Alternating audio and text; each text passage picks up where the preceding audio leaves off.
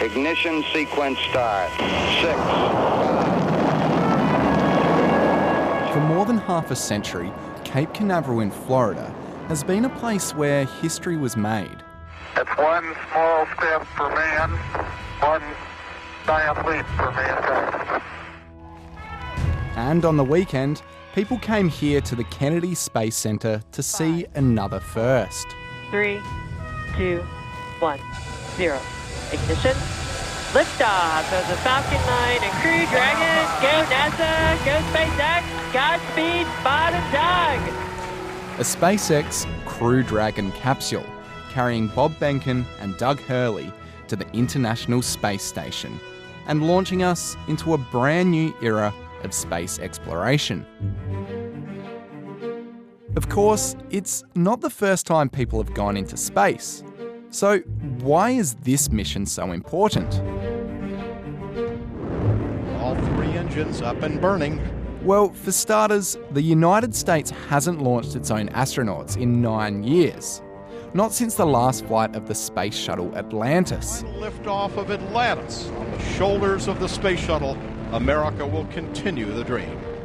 NASA's shuttles were reusable aircraft used to transport US astronauts into and out of space from 1981.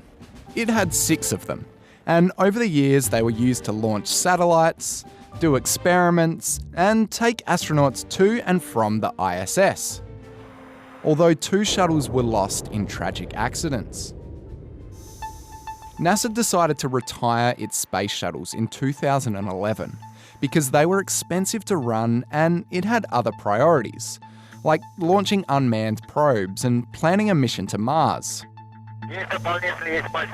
When US astronauts did need a lift to space, they had to buy a seat on a Russian Soyuz spacecraft. But that's not cheap. And apparently it's not a very comfortable flight either. Yikes.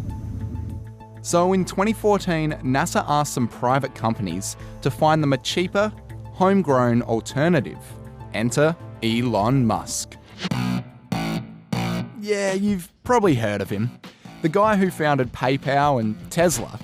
Well, he is also the CEO of SpaceX, a private space exploration company. NASA paid SpaceX and another company, Boeing, to come up with a replacement for the Space Shuttle program.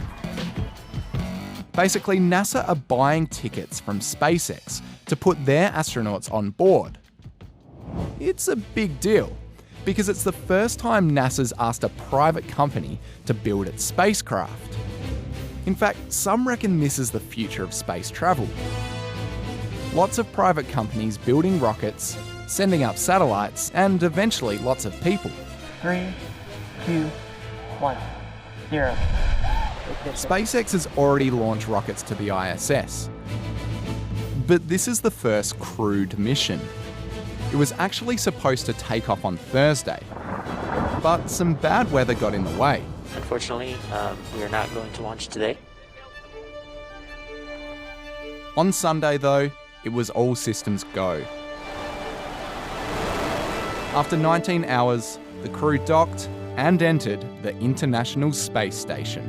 The hatch is open. SpaceX is hoping that this mission is a stepping stone towards even bigger things for the company.